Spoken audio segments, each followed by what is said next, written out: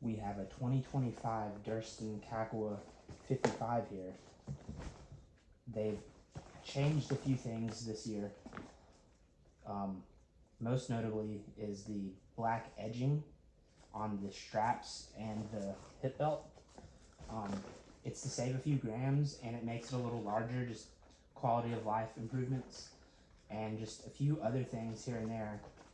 But this is my first backpacking backpack. I think I wanted something more simple, something light, simple, and pretty well reviewed. I'm gonna go ahead and put the 2024 and then 2025 on the screen so you can kind of see the differences. 2025, they made the hip belts a little bigger, and also they changed the shape to fit more of the waist in general. And just a few improvements to make it stronger, more durable. If there's a few improvements that I missed, I'd like to know. This is my first Durston pack, so it's all new to me. So first, let's talk about the inside. It comes with these custom Durston spider clips. They have the Durston logo, which I think is a nice little touch.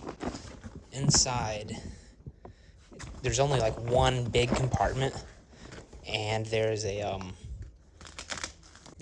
spot in here for the frame.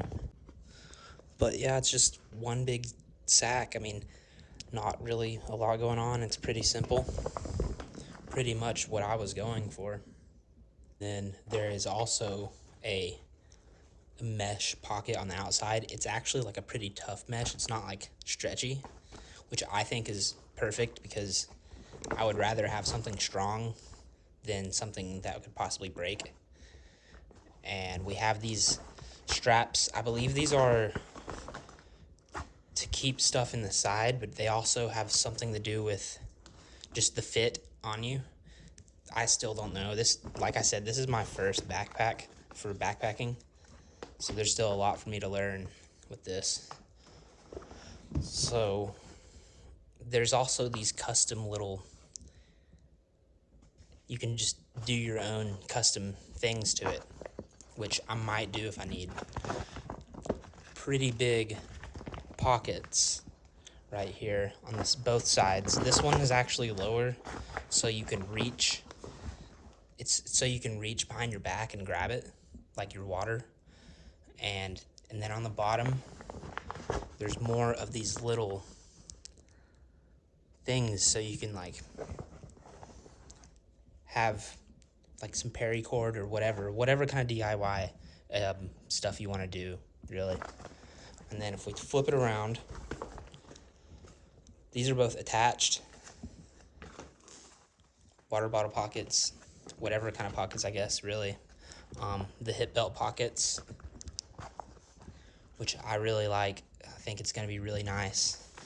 And then the final thing to show with the storage is this little pocket right here. A lot of people say they can't really find a good usage for it, but I think I already know a decent usage for it. There's a lot of people online that have already talked about this pack, and with me being so inexperienced, I'm not really sure if I'm qualified to really talk about it all that much. I just thought I would show you guys because it's going to be a huge part of my journey. And the reason I haven't did a lot of backpacking is because my gear has been so bad, so hopefully this opens a lot of doors for me.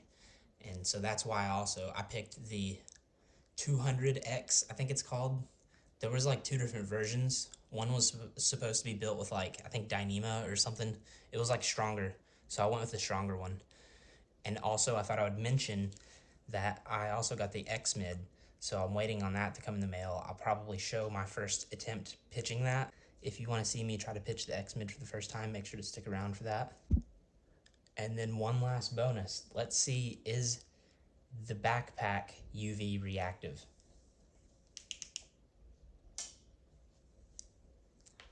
It's very much not UV reactive,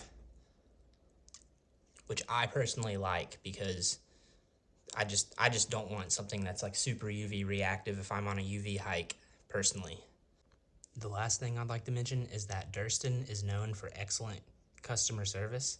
He's always replying and helping people out. He goes above and beyond, by definition, above and beyond. So that's another reason I was happy to choose his products. I'm excited to test it out. I'm excited to test out the X-Mid when it finally comes in. And I'm excited just to get out there back in the woods. Had to also show the Durston sticker, of course. Is it worth mentioning that there's this like weird orange spot that won't come off? I'm not sure if I caused that or if that came from the factory. Honestly, that's probably like going way further and beyond than what really matters. But because if you look at it with the normal light,